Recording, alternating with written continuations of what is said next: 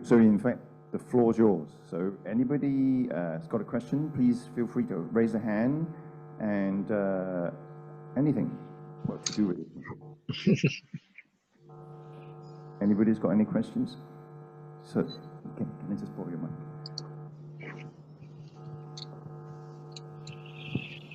Thank you. Thank you very much to all the speakers.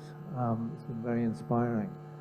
I'm a landscape architect. My name is Sandy Doogie. I'm very interested in preserving landscapes, not just buildings. And I have a couple of very simple questions, really, for the presenters from Macau and from Malaysia. Because in Hong Kong, the ordinance, the Antiquities and Monuments Ordinance, deals only with points, not lines or planes. Now, the World Heritage Site obviously looks at areas, it's a plane. In Macau and in Malaysia, do you have any laws or ordinances there that deal with lines and with planes or areas, and not just with individual buildings or points? Because I think that, to take what Paul said earlier about local hood, and everybody's been talking about communities. Communities are not just, you know, one building. It's the whole effect. And if part of the community is disappearing and it's making difficult for your walks and your guides because these things are disappearing, it's not just these few buildings that are important, but it's the whole cityscape. So my question is there any law or regulation regarding lines and planes in Macau and Malaysia? And if there is, what can you teach us here in Hong Kong that we can do the same? Dr. Lei? Thank you for the question. In Macau, in fact, for the World Heritage, we not only the separate building, we have also the buffer zone and also the protection zone. And beside that, we have some viewing corridor have to protect also. And for Macau local heritage, for example, the shipyard in Koran, Mr. Tam said, that place is a protected site, so it included the green area of the surrounding, not only the shipyard, and also the landscape of the site. So we have in our heritage protection law and the plan, we have this. Yes. Yep, definitely. Penang and Malacca was listed as UNESCO World Heritage since 2008.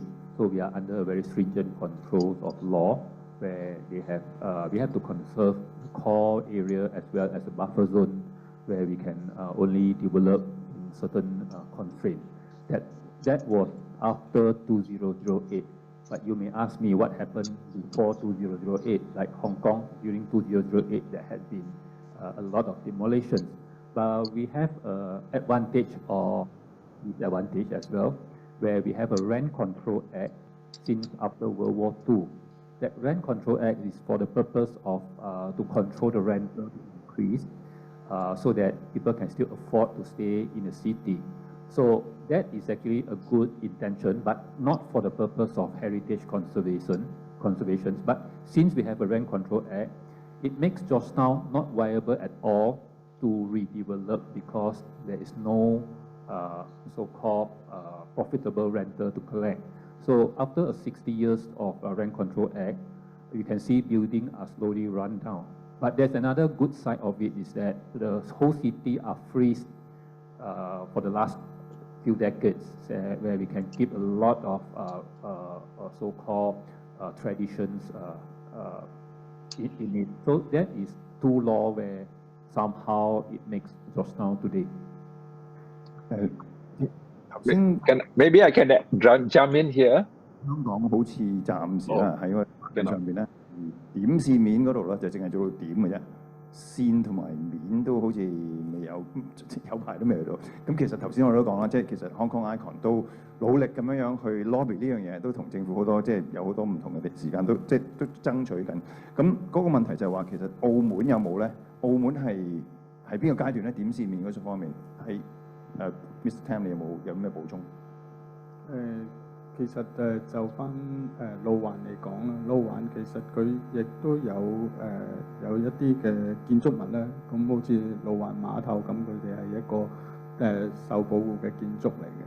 咁荔枝碗就係一個文物場所啦，佢係以片區為一個核心，佢亦都係有劃定一個緩衝區。咁相對喺當時嚟講係澳門佢早期亦都有劃定就係路環嘅一個文化景觀嘅一個區域，好似路環市區嗰一個空間咁樣。咁佢有限高啦，有佢如果要改建啦，佢亦都要需要經過文化局嘅一個檢視啦。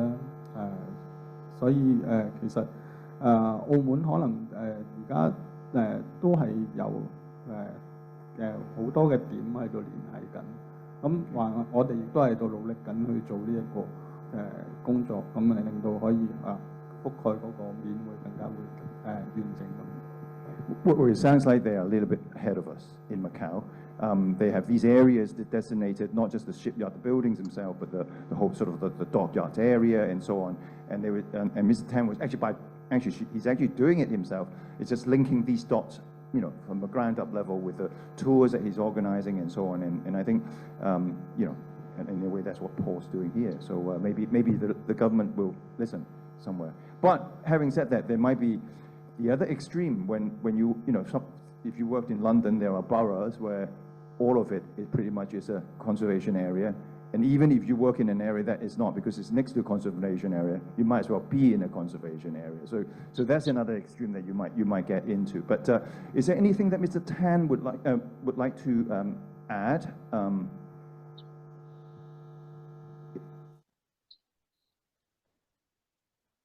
I think probably Lawrence wanted to say something at that time. This one next. Thank you. I'll try to be intelligible because I'm thinking out loud. Quite a bit of the discussion today, directly or indirectly, it was about the importance to promote alternative narratives to complement or to counter grand narratives. If I understand it right, the argument is that if we have more local narratives or alternative narratives, we would add more, let's say, color or nuances, authenticity or credibility or pride, as Paul said, to the stories that we tell tourists. So that will increase the appeal of, let's say, Hong Kong to tourists. My question is about how do we put all this into practice? From your experience, what skills or training are needed to enable practitioners of heritage tourism to tell clearly these local stories to foreigners? And these are foreigners who may know nothing about Hong Kong. They don't have the cultural references that we take for granted. Because I think there's more than an issue of being proficient in, let's say, English or Mandarin. It's more about being able to tell people things that we hold dear in a language, in a way that makes sense to foreigners who may really know nothing about Penang or Hong Kong. So what tips have you got from your experience of running tours or running sites of heritage? Yeah, that can work for foreigners. I think this question is made for Dr. Zhang and Paul. Can I just pass you the mic? Yeah, most simple way is education. I mean, for local tourists, make sure well, our kids can got all this information from their curriculums.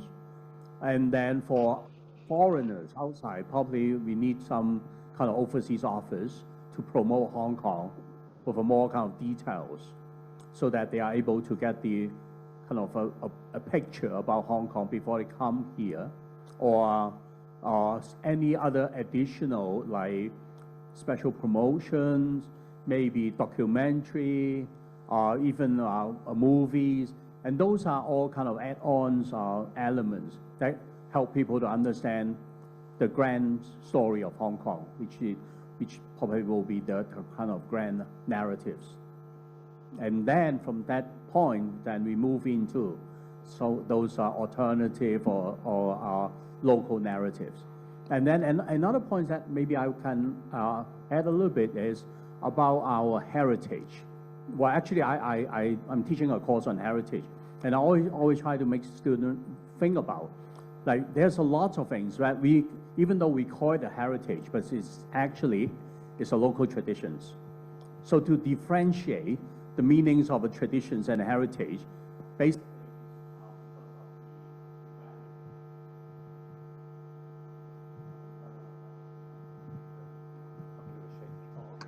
I'll make it short. So make sure that we also have a grand like narratives on our heritage.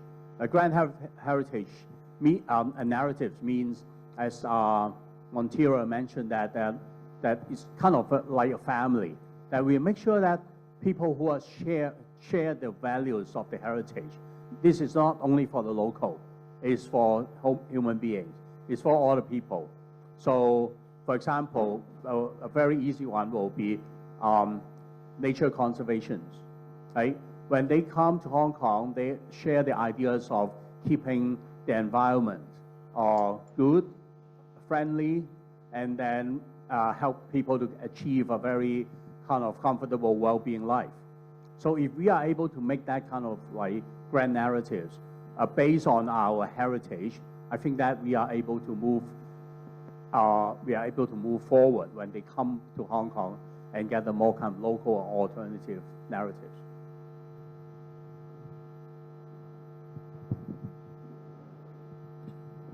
Okay, so to give the audience a bit background, the gentleman who asked the question is actually one of the co-founders of Walking Hong Kong, yeah, and also the director of the documentary To Be Continued that I illustrate. So he has been like professing this already, and a quick response to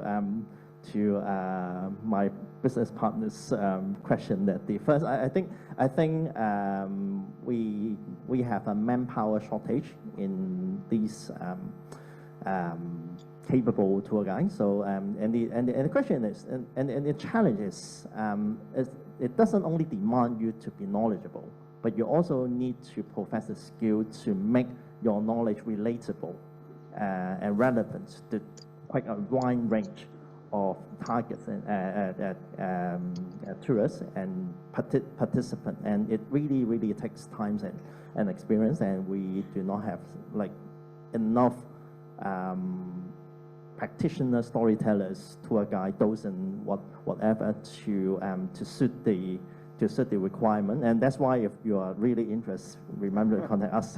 So that's one thing. And secondly, my personal observation is, besides storytelling, currently people actually cherish or even want something more, that is to make the tour or make the experience more experiential and more hands-on experience, talk to the people, interactions, more human touch. And therefore, it really requires you to know how to design good experience, and also you need to gain a very good rapport with the local stakeholders and partners, villages, and the community, so that they will be willing to play a part in your experience. And curating and cultivating this kind of rapport takes time, takes patience, and also they need to, and the stakeholders also need to agree with your values and what you do. So that's the I think the second challenge. And finally, I think we are not really like I think we are somehow losing touch. We are chasing, but I think we are really losing touch with the current tourism market. So even myself, I am in this industry, and I can't really tell exactly what's the leading trend or what's the latest up-to-date consumer trend in our tourist market, because our tourism market is so skewed towards one type of tourists, and they may not be really very representative, honestly, of the global market. So I think back to like take one step back is like we always have to ask ourselves, so what really amounts to the most memorable, authentic, and insightful experience that really strike to your heart. So with these as your yardstick, I think we will know better how to tell the stories and know which story to tell, and also include what kind of experience. Thank you. We have one question on the floor, and we have 3 more questions online. And if you don't mind, I will ask give the speakers on the audience online some air first. So, it's to you, Paul. What is the most effective marketing tool you use to market your tour guide services, in particular targeting cultural tourists? To join our tour. Social media being one of them, and I think we are like adopting a storytelling approach. So we are not only marketing our tour, like, of course, they're very good and valuable for many experience, but we're also in our promotion starting to share a lot of snippets and community stories, which we think somehow represents the cultural character of the place, and also something that we find it quite memorable and quite meaningful to tell to the other readers or audience who may not really join your tours, but we think there's a good way to tell. So I think this is our best approach in marketing. Okay, thank you, Paul. Now, 2 quick questions. This one is to everyone. It sounds like it's from one of my students. To everyone, maybe how to sustain the trend of tourists attracting tourists to revisit the site after the end of mega events. A very Hong Kong question. Activities, pop culture, such as film. Anyone? It's almost an impossible question. They all come for the mega event. Discount coupon, that's a good one. That's maybe you can do that too yeah, it's a carrot and stick thing, isn't it? I mean, I think in a way, and I mean, I don't know, I mean, Montera, do you have anything to add, or any of the online speakers?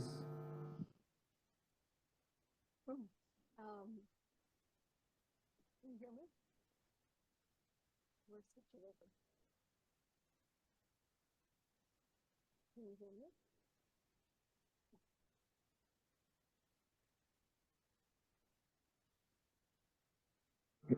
We can't hear you yet. Oh, okay. Can you hear me now?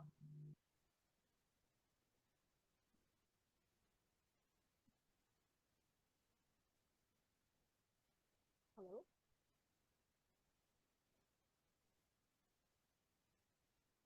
Can you turn your volume up? Or is there such a thing, or no? No.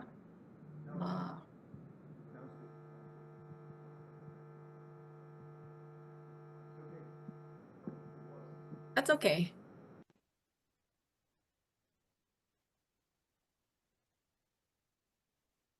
That's okay. Does it work now?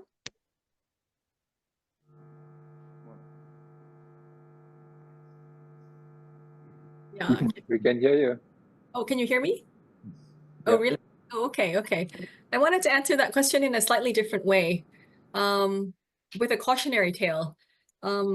we have in Southeast Asia dozens, if not hundreds, of community-based tourism projects that have started and failed. So it's not a sure thing that if you build it, they will come, you know? And even with World Heritage Sites, there's this incredible boom in the number of visitors in the first few years. And then after that, no matter how incredibly important the site is for world history or whatever, that number of tourists will peter off and start to decline. And so even at World Heritage Sites, they sometimes need to reactivate a new wave of interest in the site. And so, for instance, Galle, which is a fort in Sri Lanka, has, for instance, the Galle Literary Festival. Or going back to Georgetown, there's the Georgetown Festival, which, you know, promotes everything from arts to culture, including very local forms of culture. And I know that they run workshops on, you know, gui making and whatnot as well. So it becomes a kind of the festival or the event-based tourism, which on the one hand, on stage, we've been kind of criticizing as a flash in the pan, superficial way of engaging visitors.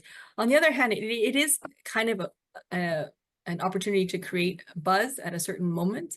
And if that buzz can be connected with local neighborhoods or local forms of food, traditions, or local form of art and so forth, then it might open a window that people would like to stay on or come back and revisit or whatever. So I think if wielded well and curated nicely, this kind of events-based tourism can actually be a foot in the door for some of the other forms of experiences as well. Thank you very much, Montira. I think what I'll do, I'll come back to the floor for the last question on the floor, and then if there is time, I'll come back to the final question, which is online, because I think you all want to go have dinner soon. Okay, thank you.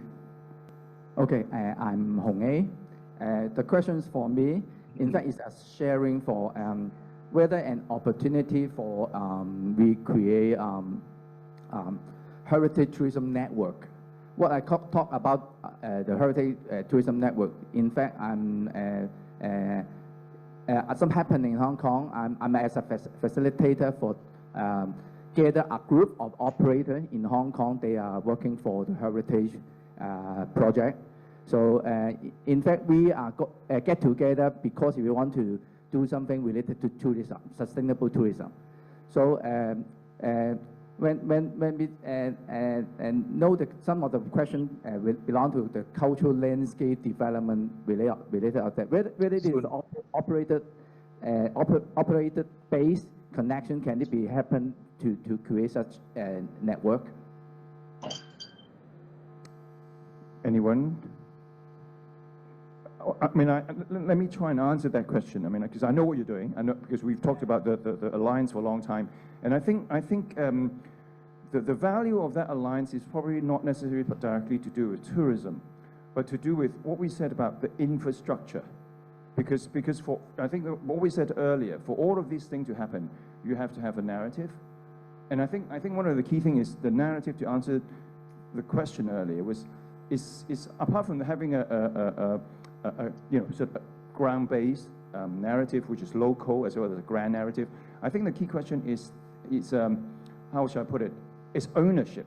You know, because we can't have the government saying one thing and then the people saying one thing and the two operators saying something else.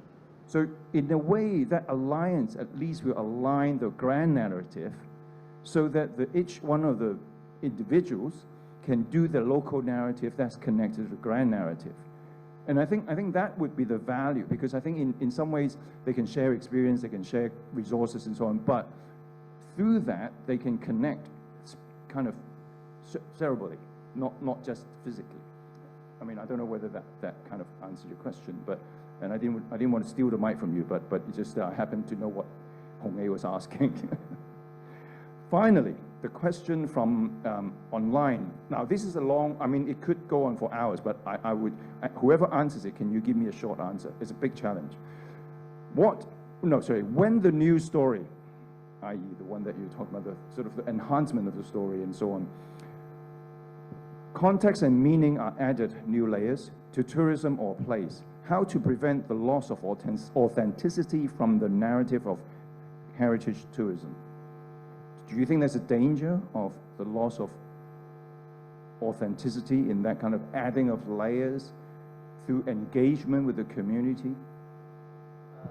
Adding new things, I don't think is really something that you will like lose what's the original or the old layers of meaning. Like it may be overriding, that's maybe a risk, but like most of the time I don't see it's really that conflicting at all. Because I see what Mr. May and Mr. Tan's doing is adding things, but I don't think you're changing. I mean, I think that in itself is authentic. Yep. I just want to give an example. When your friend come to your house, father may give a different narrations with the son and daughter. For a father, they may show off their garden, their painting, their antique, but for the children, they may want to bring up their toys.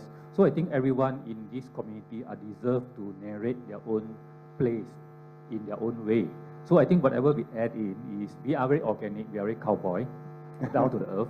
So we would like to open up or make this process a bit of democratic, that everybody can have voice up, and then let them, sometimes they are contradicting each other, and let them fight, and they will survive. The right thing will survive. I think no scholars, no governments, no authorities will have the right to dictate how you want to narrate your own city. So I think we want to open this to the audience and let them fight on it.